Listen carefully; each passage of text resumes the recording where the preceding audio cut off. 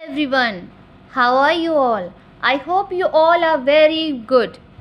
Today we will learn about composition. What is composition? Composition क्या होती है? To compose something, to write something, to make something. किसी चीज़ को लिखना, किसी चीज़ को सोच के बनाना या लिखना. We are studying about English language, so we will stick to this answer that composition means to write something. So सारी तरह की राइटिंग्स जो हैं इसी कॉम्पोजिशन टॉपिक के अंडर आ जाती हैं, जैसे कि letter writing, essay writing, paragraph writing, message writing, article writing, notice writing, dialogue writing etcetera. Right. So let's check कि आज हम इस वीडियो में कौन सी फॉर्म ऑफ राइटिंग करने वाले हैं. So today we will learn about notice writing. आज हम नोटिस राइटिंग सीखेंगे कि नोटिस राइटिंग क्या होती है और वो उसको लिखना कैसे है. राइट. सबसे पहले देखिए नोटिस क्या होता है. नोटिस होता है ध्यान देना या ध्यान किसी का अट्रैक्ट करना, खींचना. राइट. ध्यान देना. तो राइटिंग, नोटिस राइटिंग क्या है? एक कोई इन्फॉर्मेशन किसी को देनी है हमने, तो उसको एक फॉर्मल वे होता है. To give information in an official way और in a formal way, that is called notice writing. Let's check the definition. A notice is a written or printed announcement. What is the notice? A notice is a written or printed announcement giving a warning or information about something, generally pasted on, displayed on notice boards to get everyone's attention. Usually आपने classes में schools में और किसी organisation में, किसी office में bulletin board या फिर आपने नोटिस बोर्ड्स देखे होंगे जहाँ पर एक छोटी सी जो शॉर्ट इन्फॉर्मेशन होती है जो 1-to-1 देने के बाद एक ऑफिशियली प्रिंटेड वे में वहाँ पे लगाई जाती है ताकि हर कोई इंसान इसको नोटिस करे, पढ़े और वो इन्फॉर्मेशन उसके पास पहुँच जाए. राइट. तो ये नोटिस बोर्ड्स कहीं भी हो सकते हैं, जैसे मैंने पहले बताया कि ऑफिस, स्कूल, किसी भी ऑर्गेनाइजेशन में होते हैं. ये एक शॉर्ट इन्फॉर्मेशन होती है और ऑफिशियल वे में दी जाती है. राइट. तो इसको लिखने का एक प्रोटोकॉल होता है, एक फॉर्मेट होता है जो उसके रूल्स हमको फॉलो करने पड़ते हैं लिखने के लिए. It's a formal writing, that's why we have to follow some rules. तो उसके रूल्स क्या हैं, फॉर्मेट क्या है, कैसे लिखना है कोई नोटिस. नोटिस सबसे पहले तो इनक्लोज होना चाहिए एक बॉक्स में. राइट. नंबर 2, सबसे पहले इसका लिखने का स्टेप है. नंबर 1 क्या है, सबसे पहले नेम ऑफ ऑर्गेनाइजेशन, ऑफिस और स्कूल. सबसे पहला स्टेप है कि हमने उस ऑर्गेनाइजेशन जहाँ पर वो वर्क कर रहा है, कोई भी एम्प्लॉय कर रहा है वर्क, जहाँ पर नोटिस लिखा जा रहा है, उस स्कूल का, उस ऑफिस का या उस ऑर्गेनाइजेशन का नेम लिखा जाएगा ब्लॉक लेटर्स में. In which letters? Block letters. This is a mandatory. Number 2 क्या है, नोटिस राइटिंग. नोटिस, तो सबसे सेकंड स्टेप में हमने लिखा है notice, NOTIC. This will also be written as in capital letters और block letters. So next is date, 20th/8/2025. जिस डेट को आप लिख रहे हैं notice, the present date should be here. This is the third step. So fourth step is the heading of the content. किस चीज़ के बारे में आपने किसी को इन्फॉर्मेशन देनी है, that will be comes and heading of a subject. जो सब्जेक्ट है, जो कंटेंट है, उसका सब्जेक्ट आएगा. तो after this fifth step is the content. Fifth step क्या आएगा? कंटेंट आएगा. राइट. उसके बाद उसमें आपने जो भी इवेंट का नेम लिखना है, इवेंट के बारे में कि कौन कौन से पर्सन्स और पार्टिसिपेट, और स्कूल्स के स्टूडेंट्स, कौन कौन सी क्लास के स्टूडेंट्स पार्टिसिपेट कर सकते हैं, या कोई पिकनिक के बारे में तो कौन कौन से स्टूडेंट क्लासेस के लिए पिकनिक अरेंज की गई है, क्या टाइम है, क्या वेन्यू है, सारी डिटेल्स आपने लिखनी है. सारा कंटेंट लिखने के बाद एक लाइन ऐड करनी है. अगर किसी को इस कंटेंट में कोई क्लैरिफिकेशन नहीं हो रही है तो वो किसको कांटेक्ट करेगा? For further details contact the अंडरसाइंड.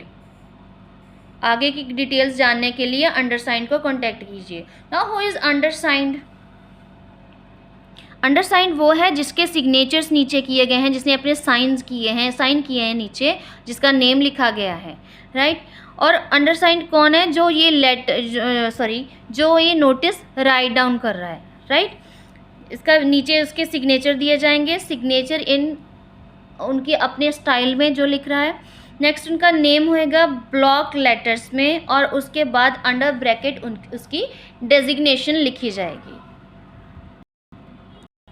So we have done with the format. Now we will learn about important features of a notice. Notice की क्या फीचर्स होनी चाहिए या क्या रूल्स होने चाहिए। Number 1, the notice must be enclosed in a box. I have told you earlier कि जो नोटिस है वो एक बॉक्स में होना चाहिए। Number 2, the word limit should only be 50 words. 50 word से ज़्यादा एक्सीड नहीं होना चाहिए, कि इंफॉर्मेशन टू द पॉइंट होनी चाहिए, right. Next, use the passive voice. Passive voice क्या है? एक्टिव वॉइस आई और यू करके नहीं यूज़ करना है। Passive voice means will be done, an event is going to be conducted, a quiz is going to be conducted, a competition is going to be held. तो ये जो चीज़ें हमने पैसिव वॉइस में राइट करनी है इस तरह से। Students can be participated, right. So this type of voice are passive voice. So number 4 is use a formal style of writing. कोई कुछ भी इनफॉर्मली नहीं लिखना है अपनी ओर से, जैसे हम फ्रेंड्स को राइट करते हैं ऐसी कुछ भी लाइन्स नहीं लिखनी है। Just follow the formal language, because this is an official way of telling something someone. And number 5, use the third person. Personal pronouns should not be used. Personal pronouns I, we, us, etc. will not be used. It will be used third person. The use कर सकते हैं। Interested students can be participated. Interested students that will be counted as third person. तो हमने I, we ये जो personal pronoun first person और second person pronouns हैं वो यूज़ नहीं करने हैं। It not used, right? After doing key features, we will look at example. This is the example of an inter-house recitation competition. So first step is name of the organization. So this is the name in block letters, Adarsh Public School. After comma we will write the name of the city, town or village, wherever the location, according to the location of the school. तो number 2 पर हम लिखेंगे notice. Number 3, date will be there, present date will be there when you are writing that notice, right? After that a subheading will be there, inter-house recitation competition. So fifth step will be the content. So look at the content, how to write the content. The literary club of the school is organizing an inter-house English recitation competition for the students of classes 5th and 6th. This is a third person pronoun. We are not using first or second person pronoun. So the literary club school का जो कि एक inter house English recitation competition held करवाने जा रहा है, और specifically for the students of class 5th and 6th. After that we have to add the details also. Details कैसे ऐड करेंगे? Day, which day is going to be held? Tuesday. Date, जिस दिन हम नोटिस राइट कर रहे हैं approximately उस actual date of event से 4 या 5 दिन पहले हम, या अप्रॉक्सीमेटली 1 वीक पहले हम उसको अनाउंस कर देंगे, राइट. तो यहाँ पे मैं 20th को राइट कर रही हूँ, तो लिख कब रही हूँ, इवेंट कब होने जा रहा है? 25th को, राइट. तो उसका अराइवल टाइम और स्टार्टिंग टाइम क्या होगा? 9:30 AM. वेन्यू क्या होगा? School auditorium, right. हमने क्लासेस बता दिया, इवेंट का नेम बता दिया, डेट, टाइम, वेन्यू सब कुछ बता दिया. और क्या उसके बाद क्या बचा? Last date for registration. तो एक्चुअल इवेंट से 2 दिन पहले की डेट लिखी जाएगी. इस सारी इन्फॉर्मेशन के बाद भी अगर किसी को प्रॉब्लम है, किसी को क्लैरिफिकेशन नहीं है, किसी ने फर्दर डिटेल लेनी है, तो वो अपने इंग्लिश टीचर्स को कांटेक्ट कर सकते हैं. Contact your English teachers for further clarification, right. So after this information, who is writing will do his or her signatures. Nikhil is writing this notice, तो वो अपने पहले साइन करेगा अपने तरीके से अपनी हैंड राइटिंग में, तो उसी का नेम ब्लॉक लेटर्स में प्रिंट होगा. और who is that person? Nikhil. He is the secretary of literary club. School के लिटरेरी क्लब का वो सेक्रेटरी है, right. I hope you have understood the first example. Now we will move to the second one. Yes, look at the second example. This is about a book lost. Lost वाले या found वाले types भी होते हैं, अलग अलग types की notice होते हैं.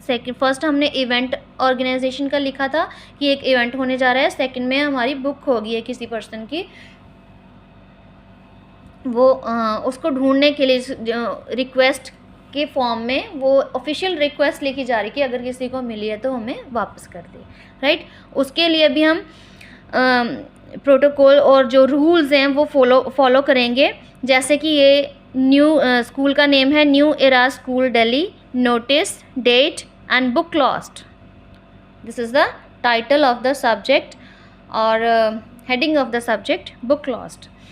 अब बुक, इसमें भी हम ये नहीं लिखेंगे कि मेरी बुक खो गई है, right. A book titled My Experiments with Truth borrowed from the library has been lost somewhere in the school premises. Anyone who finds it may please return it to the undersigned. A suitable reward will be given. एक book है जिसका नाम है my experiments with truth, जो कि library से बोरो की गई थी, वो स्कूल प्रीमाइसेस में कहीं पर खो गई है. अगर किसी को मिल गई तो प्लीज़ अंडरसाइंड को आके वापस कर दी जाए और उसके लिए सूटेबल रिवॉर्ड भी दिया जाएगा, राइट. और अंडरसाइन कौन है? नितिन है, जो 7th A क्लास का स्टूडेंट है, राइट. और नेक्स्ट एग्जाम्पल में हम फाउंड वाली एग्जाम्पल आपको ऐसे ओरली बता देती हूँ. अगर फाउंड है तो फाउंड अ बुक लिख सकते हैं, a book found a book, right. ये सब टाइटल हो सकता है, हेडिंग हो सकता है, और उसमें आपने उसकी आइडेंटिफिकेशंस नहीं बतानी है. अगर आपको बुक मिली है तो आपने बुक नहीं बतानी, या फिर आपको कोई वॉलेट, कोई टिफ़िन, कोई कुछ भी एक्सेट्रा कोई भी चीज़ मिली है तो आपने जस्ट उस चीज़ का नेम लिखना है कि this thing has been found from here, उस जगह का नाम बताना है, बट उसकी आइडेंटिफिकेशन नहीं बतानी है. वो आइडेंटिफिकेशन बताएगा the owner. The owner of that thing can come and take that thing from so and so student, and after giving its identification, कि आइडेंटिफिकेशन बताएगा तो उसको वो चीज़ मिलेगी, ठीक है. अदरवाइज तो कोई भी आ जाएगा लेने, राइट. तो this is all about notice writing, and I have given you 2 examples. So now next I will give you one heading, one notice writing for practice. Do practice of this thing, of this notice, and tell me in the comment section, have you followed my rules? Have you understood the whole concept or whole format of notice writing? So let's check what's over there.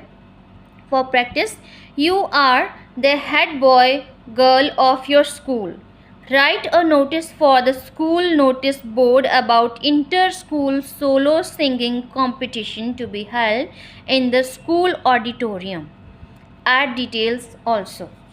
तो इसमें school का name given नहीं है, तो आप किसी भी school का नेम लिख सकते हो. एक्चुअली अपने स्कूल का नेम आप राइट डाउन कर सकते हो, राइट. अगर आप हेड बॉय हो तो हेड बॉय लिखोगे, गर्ल हो तो हेड गर्ल लिखोगे, और उसके बाद आपको हेडिंग दोगे inter house solo singing competition. It will be, ये जो हेडिंग होता है ना, जिसमें से जिसको देख के आपने, जो स्टेटमेंट होती है उसको देख के आपने नोटिस राइट करना होता है, वो आपको बहुत ज़्यादा हेल्प करता है लिखने में. स्कूल का नेम गिवन होगा तो आप वही वाला लिखोगे, नहीं होगा तो आप कोई भी लिख सकते हो. तो उसके बाद ये आपका, उसके बाद नोटिस लिखना है, फिर आपने डेट लिख देनी है. उसके बाद हेडिंग आप यहाँ से उठाओगे, इंटर स्कूल सोलो कॉम्पिटिशन उठा लिया यहाँ से, और उसके बाद इसी की हेल्प लेके आप राइट डाउन लिखना स्टार्ट करोगे. our school is going to conducted a competition, inter school solo singing competition. So on this or that so and so date and time venue details आप खुद से ऐड कर सकते हो.